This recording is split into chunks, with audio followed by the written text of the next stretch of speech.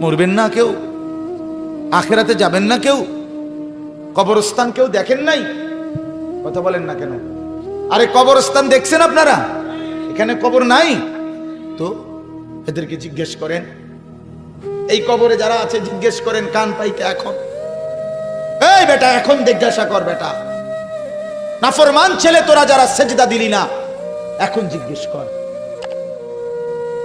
এই কবরে যে মানুষগুলো শুয়ে আছে এদের রাত্রে বেলা মশারি টাঙ্গায় দেয় কে? এদের লেফ আছে কিনা, তোষক আছে কিনা?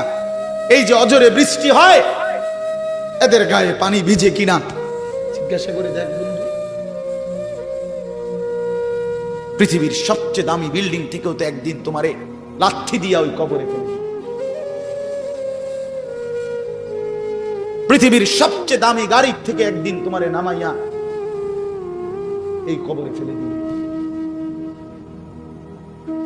এটাই সত্য, এটাই বাস্তবতা, এটাই চিরন্তন কথা।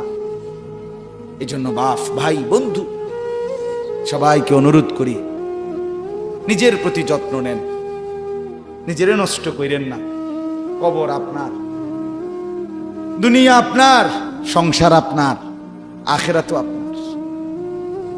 হাসরের মাঠ আমার, হাসর আমনের না, আমনের হাসর আমার না।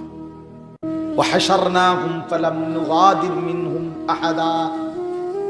এই যে সূরা কাহাফের মধ্যে আছে, আল্লাহ বলেন আমি তোমাদের সকলকে হাসরের ময়দানে একত্র করব। ফালাম নুগাদির মিনহুম আহাদা, একজনকেও ছাড় দেওয়া হবে না, একজনকেও না। 1 ইঞ্চি 1 সুতা বান্দা নড়তেও পারবে না, লুকাইতেও পারবে না। ওয়াজাদু মা আমিলু